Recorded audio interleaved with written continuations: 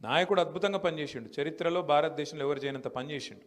నీళ్లు తెచ్చిండు, ఇంటింటికి నీళ్ళు ఇచ్చిండు, సంక్షేమాన్ని చూసిండు, అద్భుతమైన అభివృద్ధి మీ కళ్ళ ముంగటిని చూపెట్టిండు. ఇన్ని జరిగిన తర్వాత కూడా మనకు 3000 మెజారిటీ ఎందుకు వచ్చింది? అట్లాగే మనం 39 సీట్ల కాడికి ఎందుకు పరిమితమైనం? మనం 37% ఓటింగ్ ఎందుకు వచ్చింది? వాళ్ళకు 38.5 ఎందుకు వచ్చింది? దీని మీద విశ్లేషణ జరగాలి, ఖచ్చితంగా ఆలోచన జరగాలి. మనం అంతర్మదనం చేసుకోకుండా, మనం లోపల ఆలోచించుకోకుండా, మనం కేవలం అంత బాగానే ఉంది అని చెప్పి మళ్ళీ జబ్బలు తెరుచుకుంటూ తిరిగితే అది సరికాదు. సరే, ఎలక్షన్లు వస్తాయి, అప్పుడప్పుడు గెలుస్తాం, అప్పుడప్పుడు ఓడతాం, అది పెద్ద సమస్య కాదు. కానీ ఓడిపోవడం, అవతల వాడు కూడా మనకంటే మెరుగైన వాడైతే, మెరుగైన పరిపాలన అందించేవాడైతే, లేదా మనకంటే మెరుగైన సంక్షేమం అందించే వాళ్ళైతే వాళ్ళ చేతిలో ఓడిపోయిన బాధ అనిపించదు. కానీ ఇలా ఏమైంది? కాంగ్రెస్ పరిపాలన 22 నెలల్లో కేసీఆర్ గారు ముందే చెప్పినారు తెలంగాణ ప్రజలకి, ఎన్నికల సమయంలో చెప్పినారు. 2 ముఖ్యమైన మాటలు చెప్పింది కేసీఆర్ గారు.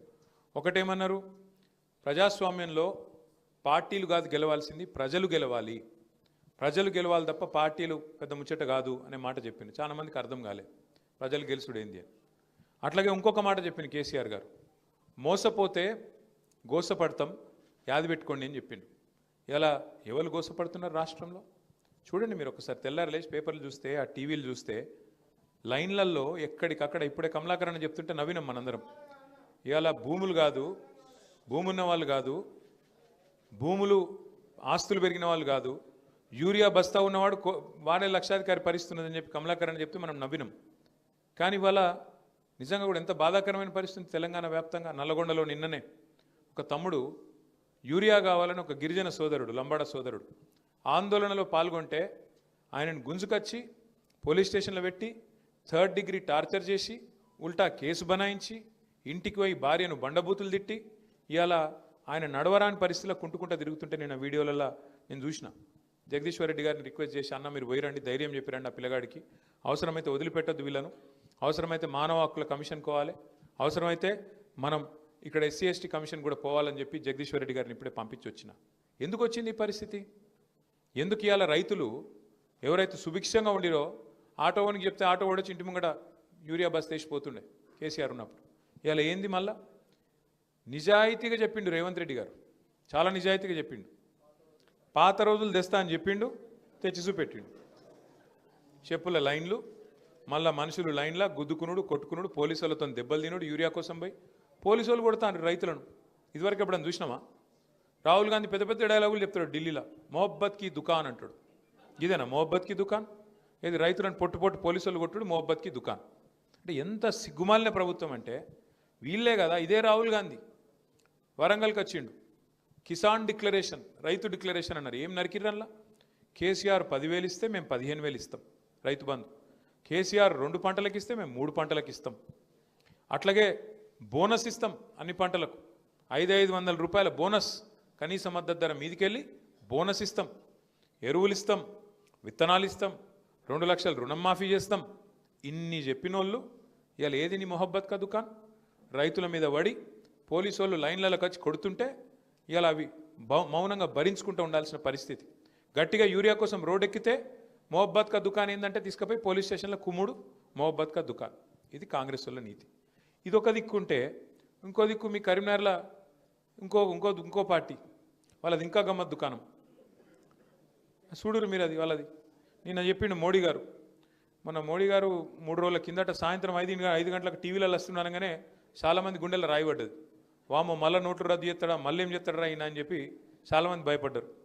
నేను అనుకున్న దబ్బన మన తెలుగు పిల్లలు చాలామంది అమెరికాలో ఉద్యోగాలు చేసుకుంటారు, చదువుకుంటారు. వాళ్ళకి ట్రంప్ వచ్చినాక మళ్ళీ ఏదో కొత్తది ఇబ్బంది పెడుతుండట, ఈ H1B అని అదని ఇదని $1,00,000 కట్టమంటుండట. దాని మీద ఏమైనా చెప్తాడేమో, ధైర్యం చేసుకుని ఆఖరికి మోడీ గారు ఏమైనా ట్రంప్ మీద గర్జిస్తాడేమో అనుకున్నాను నేను. ఏం చెప్తుండే తెలుసా మోడీ గారు? నేను 8 ఏళ్ళుగా మిమ్మల్ని అందరినీ కూడా పీల్చి పిప్పి చేసి మంచిగా బ్రహ్మాండంగా GST 15 లక్షల కోట్లు వసూలు చేసిన, ఏది 8 ఏళ్ళ కింద నేనే తెచ్చిన, పెద్ద స్లాబులు పెట్టిన, 28% గుంజిన మొన్నటిదాకా, ఇప్పుడు జర తగ్గించిన, ఇక కాబట్టి రేపటి నుంచి పండుగ వేసుకోపోరు అంటుండు. ఇది ఆయనే చేసిన తప్పు ఆయననే సవరించుకొని మనం పండుగ చేసుకోవాలన్నట్టు. ఏమిటికి పండుగ? GST బచత్ ఉత్సవ్ అట. ఇక దానికి మళ్ళీ ఇక్కడ డప్పు కొట్టేటోళ్ళు మస్తుకున్నారు, బండి సంజయ్ ఇంకా చాలామంది ఉన్నారు అసంటోళ్ళు. దేవుడా మోడీ దేవుడు? ఏమిటికి దేవుడు? చేసిన తప్పును సవరించుకున్నందుకు దేవుడా? 28% మొన్నటిదాకా గుంజి ఇప్పుడు దాన్ని బుద్ధి తెచ్చుకొని 18% చేసి 10% తగ్గించుకున్నామని డప్పు కొట్టుకుంటే దేవుడా? మరి మొన్నటిదాకా గుంజిన ఇస్తావా వాపస్? మొన్నటిదాకా గుంజిన ఇవ్వాలనా వద్దా? నిజంగా దేవుడు పండుగ అంటే ఇవ్వాలి మరి వాపస్. 15 లక్షల కోట్లు తీసుకున్నావు, నువ్వే తప్పు చేసి 28% స్లాబ్ పెట్టి గుంజుడు గుంజి పెరుగు మీద, పాల మీద, మందుల మీద, సూది మీద, దూది మీద అన్నిటి మీద వేసి గుంజి ఇప్పుడు అది తగ్గించి ఇక నేను పండుగ చేసుకోను, ఎందుకంటే ఎలక్షన్ ఉంది బీహార్లో ఎలక్షన్ ఉంది, గెలవాలి కాబట్టి తగ్గించినట్టు యాక్టింగ్ చేసుకుంటా, దానికి మళ్ళీ పేపర్లలో అడ్వర్టైజ్మెంట్లు ఇచ్చుకుంటా చేసుకోపోయి పండుగ. ఎప్పుడు చేస్తాం పండుగ? నువ్వు చెప్పినట్టు నిజంగానే 15 లక్షల రూపాయలు వేస్తాను కదా ఒక్కొక్కరి అకౌంట్లో, నల్లధనం తెస్తా, స్విస్ బ్యాంకులలో దాచుకున్నారు కాంగ్రెస్ వాళ్ళు, ఈ దేశంలో ధనవంతులు. మరి నేను తీసుకొచ్చి పంచితే 15 లక్షలు ఇంటింటికి ఒక్కొక్క మనిషికి వస్తాయన్నాడు. అట్లా 15 లక్షలు నిజంగానే పండుగ చేసుకుంటాం. చేయమని అంతగానం ఇప్పుడు 11 ఏళ్ళు అయిపోయా, గెలుస్తూనే ఉన్నారు కదా ఎలక్షన్ల మీద ఎలక్షన్లు, దేవుని పేరు చెప్పుకొని. మరి ఆఖరికి వచ్చి మరి పైసలు ఏమంటే పైసలు మాత్రం 15 లక్షలు రావు. ఈయన చెప్పిన 15,000 రావు, ఆయన చెప్పిన 15 లక్షలు రావు. అట్లాగే ఈయననే చెప్పిండు మోడీ గారు 2022 కల్లా రైతుల ఆదాయం డబల్ చేస్తా అన్నాడు.